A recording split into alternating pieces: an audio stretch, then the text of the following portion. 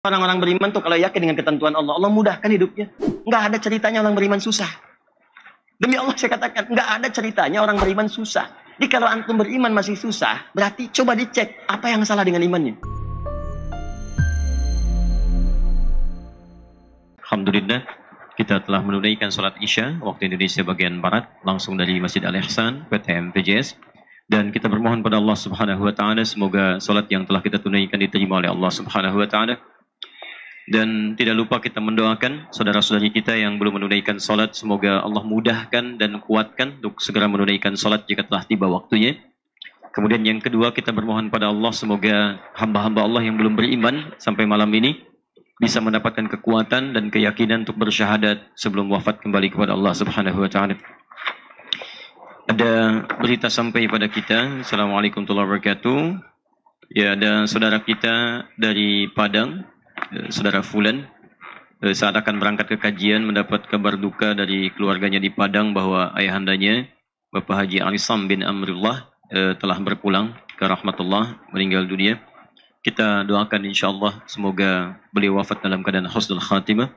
Ya Allah, maghfirlahu warhamhu wa'afi wa'afuan wa akrim nuzulahu wasi' madkhalahu wa naqih minal khataaya kama yunqqa ath-thawbul abyadu minad danas. Allahumma ighsilhu bil ma'i wath thalji wal barad. Allahumma nawwir qabrahu ya arhamar rahimin waj'al qabrahu rawdatan min riyadil jannah wa la taj'al qabrahu hafran min hufrin niran. Dan semoga Allah muliakan anaknya. Kalau anak ini ingin pulang besok setelah kajian, hubungi staf kami. Saya yang insyaallah kita akan tanggung tiketnya pulang pergi insyaallah. Ya, tolong disampaikan kepada staf kami yang ini.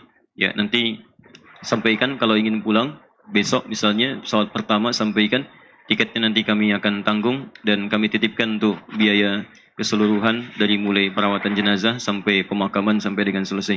Semoga Allah muliakan Anda dan keluarga Anda insyaallah. Saya sebelum memulai kajian juga dapat berita ada seorang ibu, Bu, ini Masya Allah ahli majlis ta'lim. Ya, ibu saya yang langsung telepon dan menyampaikan berita ini. Di satu daerah Masya Allah ya, mungkin orang dunia tidak mengenalnya, tapi saya yakin penduduk akhirat sangat mengenal dekat ya. Di ibu ini ahli ta'lim, ahli Quran, bahkan dari pendidikannya mengajarkan kepada anak-anaknya, cucunya Al-Quran. Tepat teman-teman, beberapa hari yang lalu, dia sedang beristirahat ya di bagian rumahnya.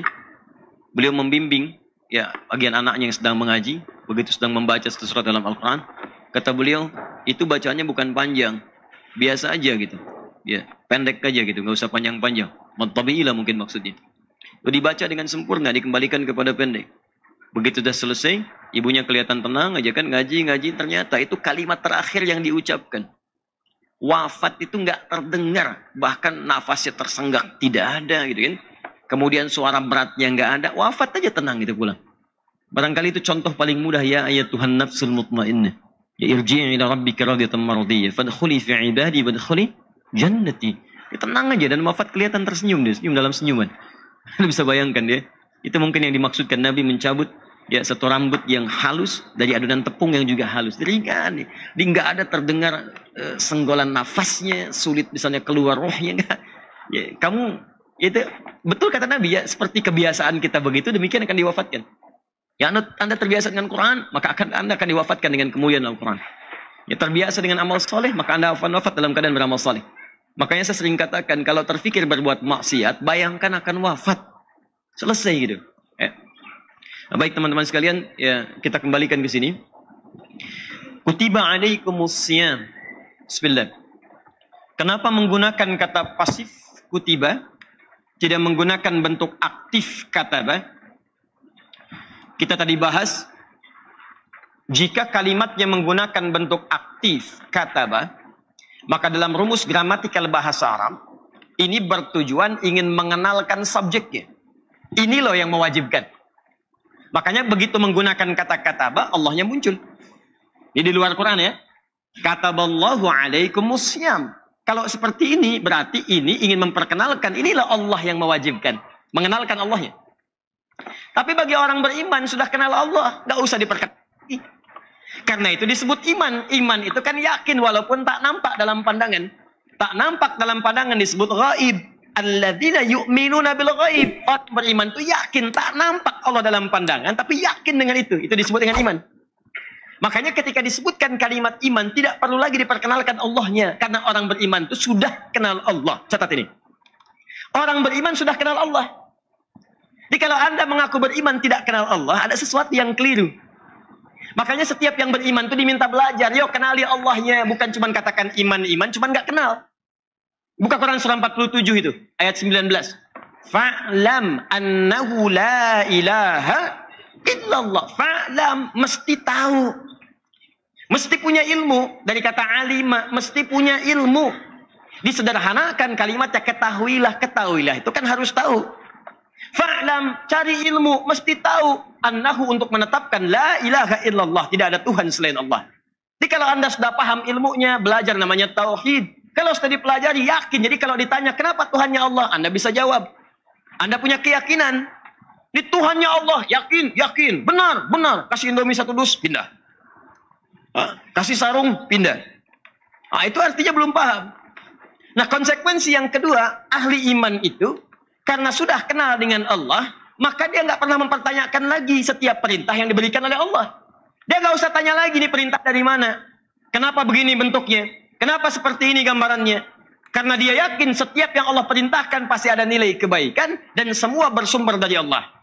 Konsekuensinya, jika ada orang mengaku beriman, masih mempertanyakan apa yang Allah perintahkan, maka ini menunjukkan ada persoalan dalam imannya. Awas hati-hati. Misal, ya ayyuhalladzina amanu ahli iman. Kutiba alaikumusiyam. Kenapa pakai kutiba? Kenal Allah. Yakin dari Allah. Kalau yakin berarti tinggal tunaikan. Kalau masih bertanya, kenapa kita mesti puasa? Kenapa kita yang diperintahkan? Ini menunjukkan pasti ada persoalan dalam imannya. Jadi kalau ada orang-orang, maaf ya, sering menyoal isi Al-Quran, sering meragukan isi Al-Quran, sering mempertanyakan ketetapan Allah, ini menunjukkan ada masalah dalam imannya. Kata Allah, warisan 2:1. Kenapa 2:1 ini melanggar kesetaraan gender? Itu ada persoalan dalam imannya. Kata Allah, ini muslim, ini kafir. Muncul keluar kata-kata, kenapa kafir? Terlalu keras kata-katanya. Nah, ini menunjukkan ada masalah gitu kan. Ya kalau dalam aplikasinya banyak. Kadang dipanggil ya ayuhan nas, hei manusia, ada.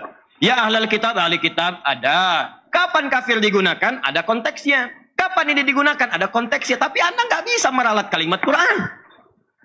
Anda tinggal menggunakan, tempatkan kalimat sesuai dengan tempatnya. Selesai. Kenapa kemudian mesti Anda koreksi? Nabi panggil Abu Jahal, panggil Abu Jahal. Abu Lahab, Abu Lahab. Itu biasa. Kan dalam keseharian juga kita panggil teman-teman yang saudara sebangsa senair, walaupun beda agama, kan dengan namanya. Anda punya teman misalnya namanya Stephen, agamanya Kristen, kan Anda panggilnya Stephen. Apa pernah Anda panggil Stephen kafir? Enggak pernah kan? Kenapa mesti dibahas yang seperti itu gitu kan? Itu kan mengganggu suasana aja gitu. Ya, paham sampai sini? Sudah selesai. Tapi bahasan terpentingnya berarti ini ada masalah gitu. Ada persoalan di imannya. Kita aja nggak ada masalah kan tiap waktu. Sama dengan begini. Alladzina yu'minuna bil ghaib wa yuqimunas shalah. Setelah iman ada perintah sholat. Jadi orang beriman tuh nggak usah nanya lagi. Jadi kalau ada yang masih bertanya kenapa sholat, kenapa begini, ini menunjukkan imannya masih lemah. Apalagi belum sholat udah menyoal, baru adzan. Allahu Akbar, Allahu Akbar. Ini suara apaan sih? Kidungku lebih indah daripada suaramu. Ini pasti ada masalah. Enggak, saya lagi bicara serius nih. Paham ya? Maka selesai. Ini gampang. Kalau Anda pengen lihat iman Anda kuat atau tidak, maka lihat setiap perintah itu kerjakan enggak. Kan sederhana. Agama itu sederhana. Kerjakan, tinggalkan. Ada perintah kerjakan, ada larangan tinggalkan.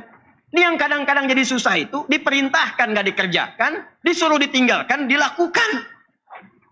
Kata Allah, jangan berdusta, berdusta. Jangan berselisih, berselisih. Jangan mencela, mencela. Ini kan jadi masalah. Coba kalau Anda ikuti, kata Allah, jangan mencuri, udah nggak usah nyuri.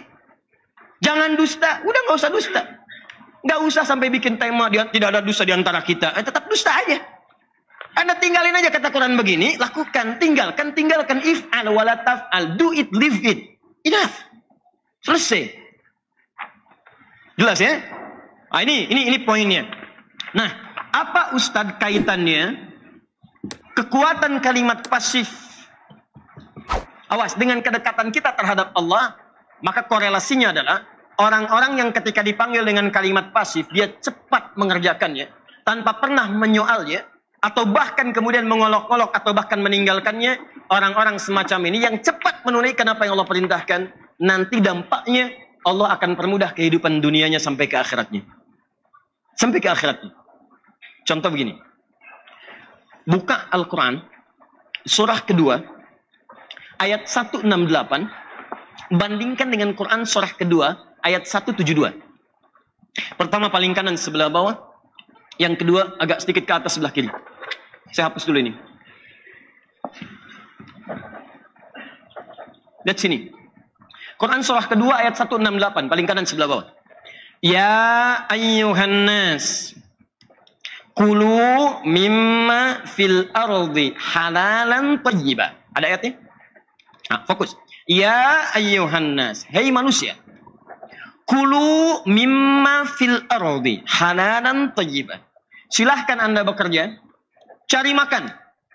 Ini sinekdok pas prototo. Disebutkan sebagian, dimaksud keseluruhan. Disebutkan yang paling pentingnya saja. Karena kalau orang kerja itu kan umumnya kalau ditanya mencari makan kan. Papa mau kemana? Sayang, aku ingin mencari sesuap nasi. Kok cuma sesuap? Emang buat papa aja? Anak kita bagaimana? Ya, misalkan. Oh tidak, ini kan sinekdok pas prototo. Mama kan dulu bahasa Indonesia. Ya.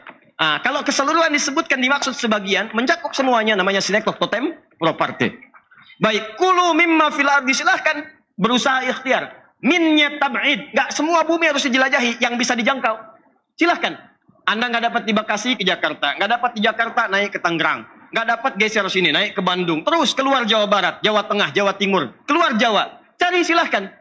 Tapi rumusnya halalan thayyiba. Cari dengan cara yang halal, legal. Dapatkan yang thayyib, yang terbaik. Ini ya ayyuhan nas, hei manusia. Sekarang bandingkan dengan ayat 172. Ya ayyuhalladzina amanu, yang dipanggil kalimat imannya, bukan kemanusiaannya. Fokus. Ya ayyuhalladzina amanu. Awas, hati-hati. Kulu min thayyibati ma razaqnakum. Beda ayatnya. Begitu Allah menyebutkan kalimat iman dulu. Ya ayyuhalladzina amanu. Imannya dipanggil. Maka orang beriman akan sadar. Oh, ini pasti dari Allah nih. Kalau dari Allah nggak usah ditanya lagi, kerjain aja. Tapi yang paling menarik, kulu min thayyibati. Kulunya ada, ya ayyuhan nas ada kulu. Ya ayyuhalladzina amanu ada kulu. Tapi yang paling menarik, halalnya dibuang. Untuk orang beriman, halalnya dibuang. Lihat baik-baik. Thayyibnya dijamakkan. Dari kata thayyibah jadi thayyibat, bentuk jamak. Ditambah ma razaqnakum. Kalimat ini muncul, ma razaqnakum. Yang ya ayyuhan nas ini tidak ada, yang ya ayyuhalladzina amanu kalimat ma razaqnakum muncul. Lihat kalimatnya. Ya ayyuhalladzina amanu kulu min thayyibati. Halalnya dibuang. Orang bertanya, Ustadz kenapa halalnya dibuang? Karena orang beriman itu imannya sudah pasti akan mendorong kepada yang halal. Jadi orang beriman itu nggak mikir yang haram lagi. Dia tahu Allah yang perintahkan mustahil, Allah nyuruh yang haram. Di iman seseorang itu akan mendorong dia mengerjakan yang halal. Makanya kalau ada orang beriman bekerja masih cari yang haram, ada yang salah dalam imannya. Ada yang nggak tepat di imannya. Sudah, Anda kerjakan dengan iman. Kerjakan iman. Jadi kalau iman Anda ada, Anda tahu Allah mengawasi Anda. Kan tadi saya katakan orang beriman kenal Allah. Kalau kenal Allah dia yakin diawasi. Coba tanyakan pada setiap orang, yakin diawasi Allah? Yakin. Yakin dilihat? Yakin. Kenapa masih korupsi? Saya yakin kok akan diampuni juga. Oh, belum tentu. Jelas. Jadi kalau dia yakin, dia akan tinggalkan yang haram. Makanya kata Nabi, la yasriqul mu'min indama yasriq fahuwa mu'min. Orang yang punya iman itu nggak akan mencuri. Saat mencuri, ada iman dalam dirinya. Makanya ketika dia mencuri, pertanyakan imannya kemana? Karena dia yakin dengan Allah. Nah kalau orang ini benar selalu mencari yang halal, ya awas, walaupun nggak disebut, kerjakan halal, halal, imannya bimbing, halal, halal, halal, haram tinggalkan. Maka dia akan dapat hadiah dari Allah. Pertama, keberkahannya akan ditingkatkan. Thayyibat, jama'. Ini thayyib ini kaitannya dengan berkah. Berkah itu ziyadatul khair, bertambah manfaatnya. Yang ini dapatnya 1 juta, yang ini 100.000. Tapi karena berkahnya ditambahkan, bagi manfaatnya kepake. 100.000 kadang cukup untuk sebulan. Masya Allah. Tapi nyata. Saya punya teman waktu berangkat ke Libya cuma bawa $50 bertahan 4 tahun. Gak habis. Dibawa pulang lagi. Dan ditukar pembelian ibunya itu dengan tiket haji untuk ibunya. Udah bayangkan. Ibu saya ngasih $50. Saya gantiin dengan tiket haji. Dia berusaha keras. Sampai pulang lagi, uangnya masih dibawa. Dan dia berikan hadiah haji untuk ibunya.